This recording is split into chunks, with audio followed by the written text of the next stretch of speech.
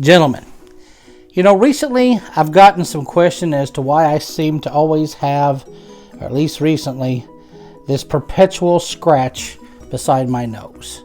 And the answer to that question may actually save your life. And we're going to talk about it here on Big Pretty Man. Hi, and welcome back to Big Pretty Man, the channel for the extra large man who wants to live his life large and in charge. I'm your host, Timothy Big Pretty Crowe. I'm a wardrobe and lifestyle consultant for the extra large man. Okay guys, I'm going to go a little off my beaten track and actually answer a question that was put to me on my Big Pretty Man email, which is listed in the description below.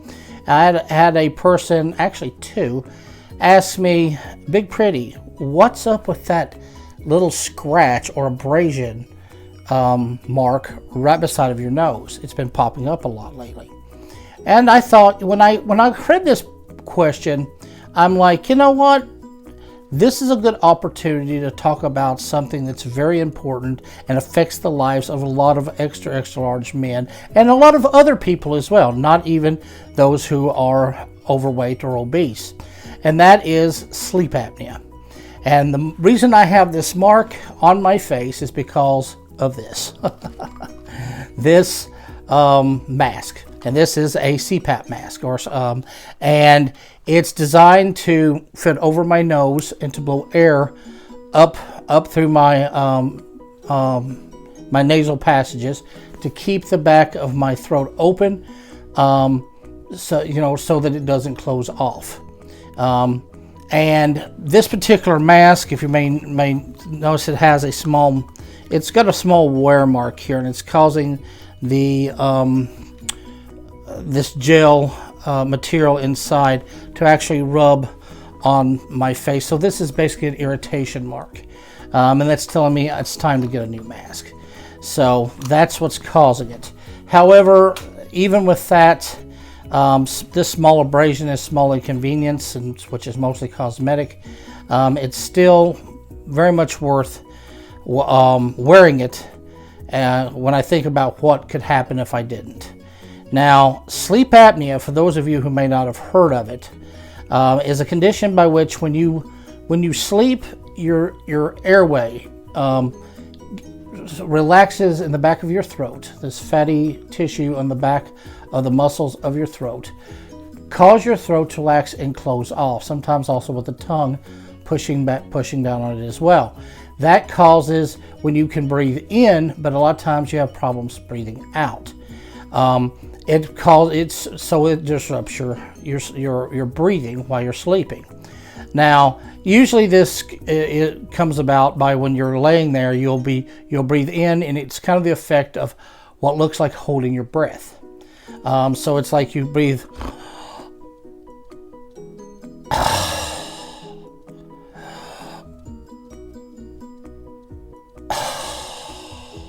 like that. Sleep apnea can also cause snoring. That's another possible side effect of it. But the thing about sleep apnea is that it's easily treated, but it's easily treated, but it can be extremely dangerous, both in the short-term and the long-term effects.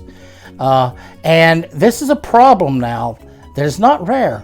In fact, it's now said over 1 billion people on planet Earth are suffering from this disorder, and that it's as high as 1 in 10. So this is a very common disorder. You may have seen the C-Pap commercials and all of that on television. Now, when talking about the effects, we need to first talk about what happens when you sleep.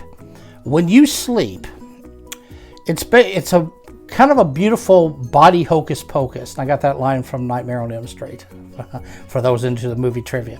But it is a kind of a body hocus pocus in which your body and brain basically go into what if it was a computer, you would say an upload, as well as a screensaver. as well as a self-diagnostic.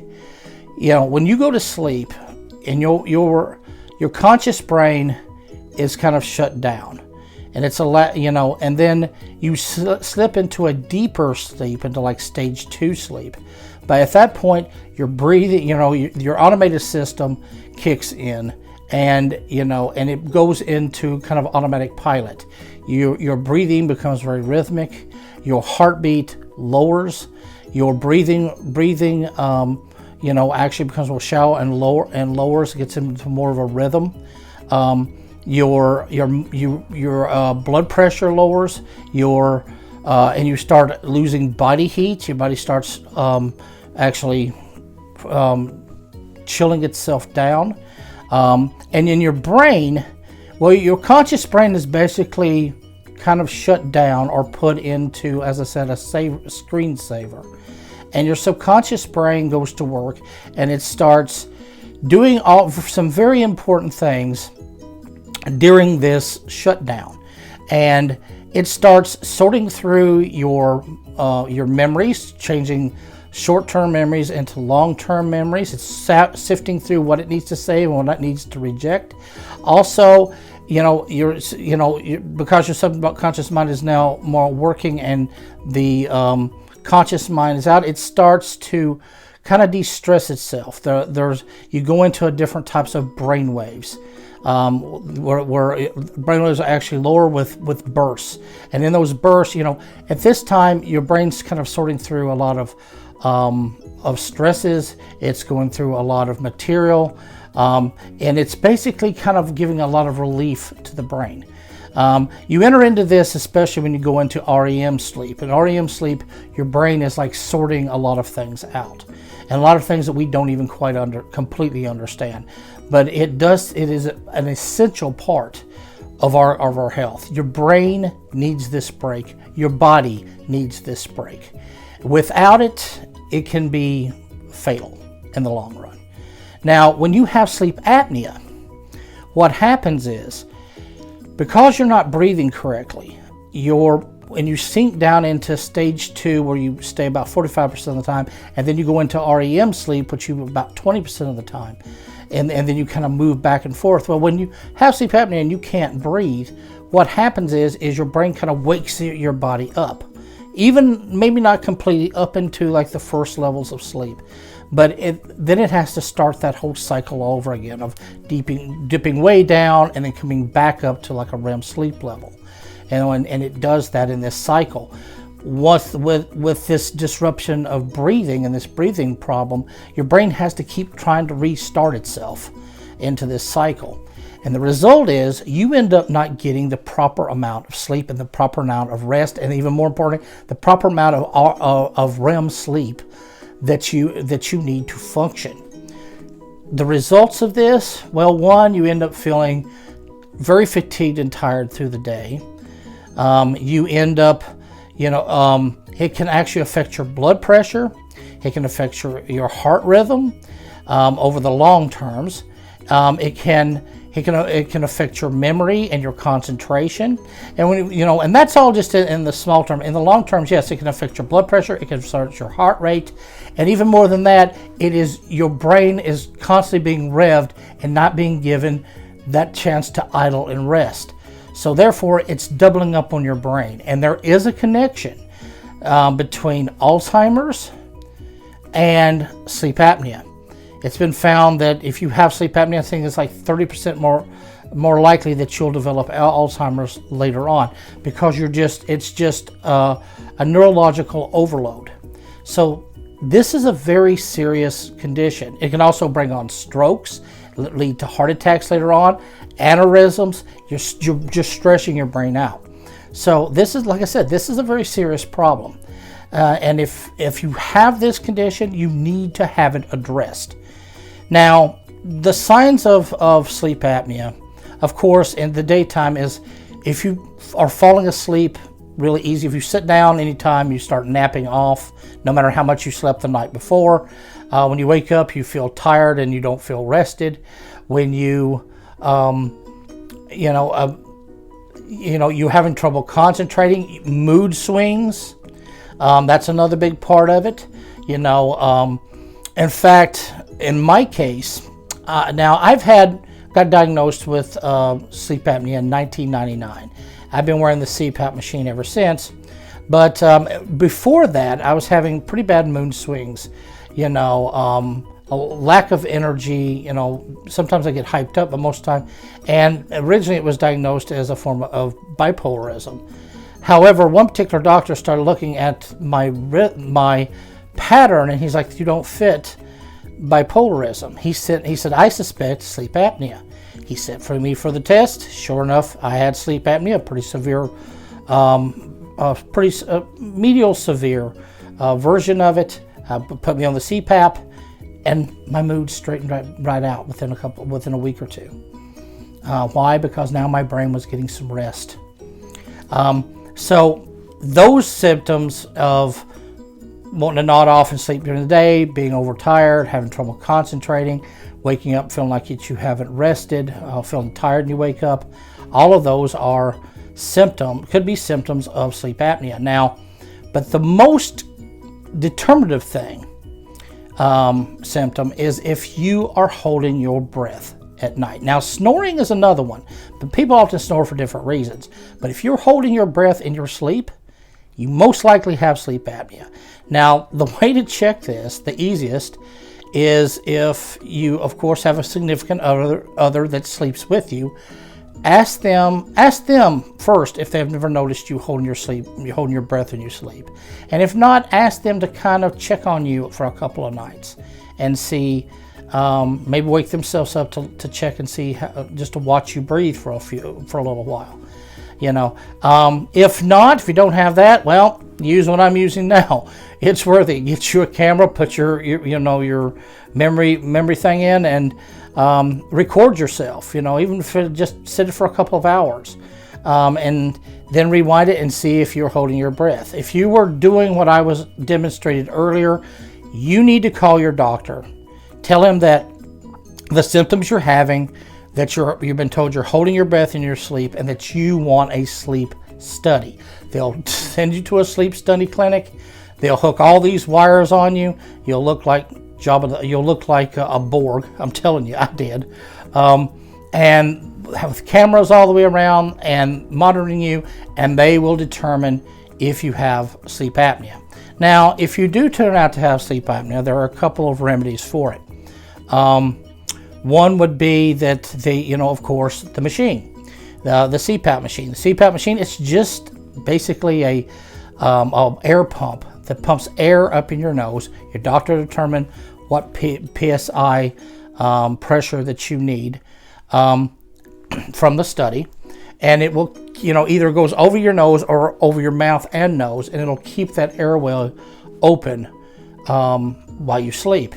That's the most common remedy. Now, in some cases, there's also surgery, and that can sometimes cure it, not always. Now, the thing is, there is a bit of a debate on whether or not this is caused by obesity or caused by weight gain. We know that it's not in all cases. And in fact, some doctors say that they don't think that weight has anything to do with sleep apnea. There are plenty of very thin people out there, or regular or average sized people out there, that have sleep apnea. It seems to be more related to the shape of your neck, your throat, in the back of your throat, as to whether or not you're going to have sleep apnea.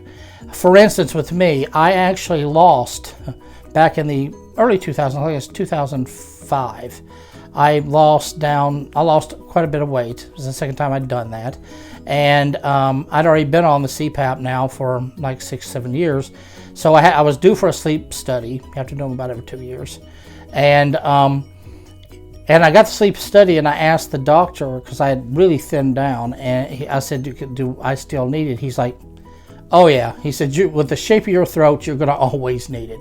He said, the only alternative is the surgery. And in the surgery, he said, we'd have to break your jaw, move it forward, cut out your tongue, move it forward, carve out your tonsils, and that might work.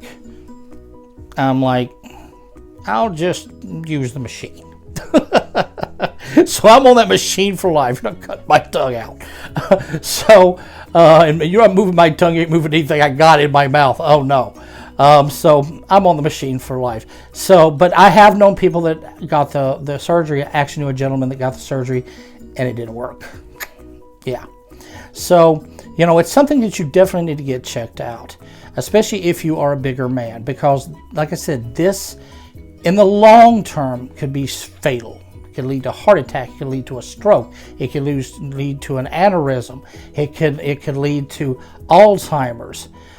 It could actually heighten the chances of early onset dementia. It's doing massive damage to your body, because if you don't sleep, you don't live. So please, guys, if you have any of these symptoms, or if your wife or significant other says that you have these symptoms, please pay attention. With me, years before, me and my brother slept in the same room, and he went through this point where he kept waking me up and says, "Tim, breathe. You're choking me to death just watching you. Breathe." And I was like, "Please, wait."